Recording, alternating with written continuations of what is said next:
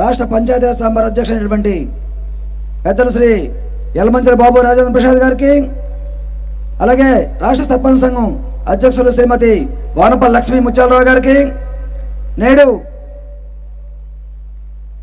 సర్పంచుల సమర సంఘారావానికి ముఖ్య అతిథిగా విచ్చేసినటువంటి తెలుగు జాతి ముద్దుబిడ్డ మానీలో మాజీ ముఖ్యమంత్రి వర్యులు తెలుగుదేశం పార్టీ జాతీయ అధ్యక్షుడైనటువంటి శ్రీ నారా చంద్రబాబు నాయుడు గారికి ఈ రాష్ట్రంలో సర్పంచ్ అందరి తరపున నమస్కారాలు తెలియజేసుకుంటాను సార్. అయ్యా, 2001వ సంవత్సరంలో మేము ప్రజల చేత ప్రత్యక్షంగా ఓట్లు వేసి గెలిపించుకున్నటువంటి సర్పంచులు సార్. మేము అనుకున్నాం సార్, మేము సర్పంచులు అయితే ఏదైతే గాంధీజీ కళ్ళ కన్నా గ్రామ స్వరాజ్యాన్ని మేము మా పుట్టి పెరిగిన గ్రామంలో మేము గ్రామ ప్రజలకి మౌలిక ప్రాథమిక సౌకర్యాలు, త్రాగునీరు, రోడ్లు, ట్రైన్లు, మరి శానిటేషన్ లాంటి సౌకర్యాలు కల్పించవచ్చని చెప్పి ఎన్నో ఆశలతో ప్రజలకు ఎన్నో హామీలు ఇచ్చి మేము సర్పంచులుగా గెలవడం జరిగింది సార్. మేము అనుకున్నాం సార్, 2014 నుండి 2019 వరకు చంద్రబాబు గారి టైంలో అప్పుడు సర్పంచులు గ్రామంలో సీసీ రోడ్లు వేశారు, గ్రామంలో వీధి కాలువలు కట్టారు, గ్రామంలో అన్ని సంక్షేమ పథకాలతో పాటు అభివృద్ధి కార్యక్రమాలు కూడా పెద్ద ఎత్తున చేశారని చెప్పేసి, అలాగే ఉంటుందని చెప్పేసి మేము సర్పంచులు అయ్యాం సార్. అయితే సార్, మేము సర్పంచులు అయిన తర్వాత మరి రాష్ట్ర ముఖ్యమంత్రి జగన్మోహన్ రెడ్డి గారు మరి ఎంతో గొప్పగా సచివాలయ వ్యవస్థ తీసుకొచ్చి మా సర్పంచుల మీద మమ్మల్ని మాకున్న అధికారాలని వాలంటీర్లు కట్టబెట్టి మేము ఇంకా గ్రామంలో పెన్షన్లు ఇచ్చే అధికారం సర్పంచ్గా ఉండేది. సంక్షేమ పథకాలు అందించే ప్రతి కార్యక్రమాలు, ముఖ్యంగా ఇల్లు పథకం కానీ అలాగే అన్ని సంక్షేమ పథకాలు కూడా గ్రామ సర్పంచ్ సంతకంతోనే జరిగేవి సార్. అటువంటి గ్రామ సర్పంచ్ అంటే గ్రామంలో ప్రథమ పౌరులు. అటువంటి ప్రథమ పౌరులు సార్ ఇవాళ ఉనికిని కోల్పోయాం.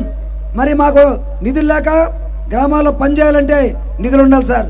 ఈ రాష్ట్ర ప్రభుత్వం ఏదైతే రాష్ట్ర ఫైనాన్స్ కార్పొరేషన్ ద్వారా ఇవ్వాల్సిన నిధులు ₹1 కూడా ఇవ్వకపోగా కేంద్ర ప్రభుత్వం మాకు ఇస్తున్నటువంటి 15వ 16వ ఆర్థిక సంఘం నిధులు కూడా ₹1 కూడా మాకు ఇవ్వకుండా దొంగదారిన రాత్రి పంచాయతీ ఖాతాలు ఖాళీ చేసిన కనుక ఈ రాష్ట్ర ముఖ్యమంత్రి జగన్మోహన్ గారు చెక్కిందని చెప్పేసి ఈ సందర్భం తెలియజేసుకుంటాం సార్.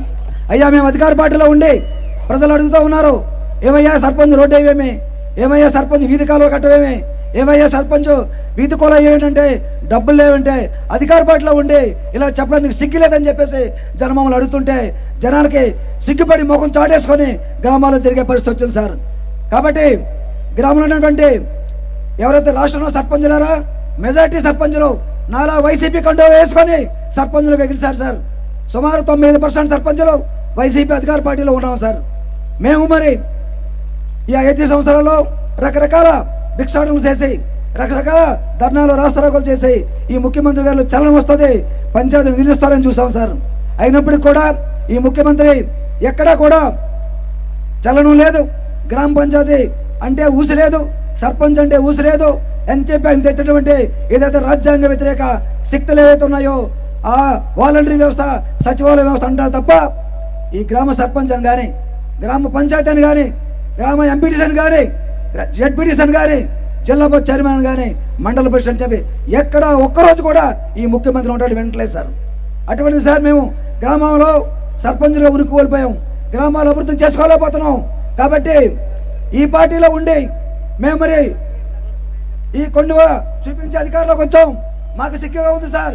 ఈ కొండువాను ఉంచాలా ముఖ్యమంత్రి గారు, మీలో చలనం రావట్లేదు. కాబట్టి ముఖ్యమంత్రి గారు మీకు చెప్తా ఉన్నాం, సమయమైంది సర్పంచులారా, మన తడాక ఈ ముఖ్యమంత్రి గారు చూపించాలి. ఎవరైనా చెప్పండి, మన తడాక ఈ ముఖ్యమంత్రి గారు చూపించాలి.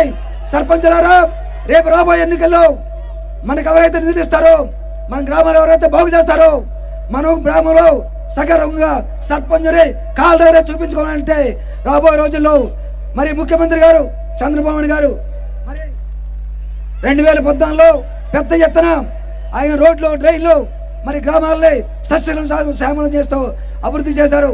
మరి గ్రామాలను బంగారు బాట వేసినటువంటి చంద్రబాబు గారి నాయకత్వంలో అయ్యా ముఖ్యమంత్రి గారు, కాబోయే ముఖ్యమంత్రి గారు, మరి మీ కాబోయే ముఖ్యమంత్రి గారు, ఎందుకంటానంటే ప్రజల గాలి మీ వైపు మళ్ళింది.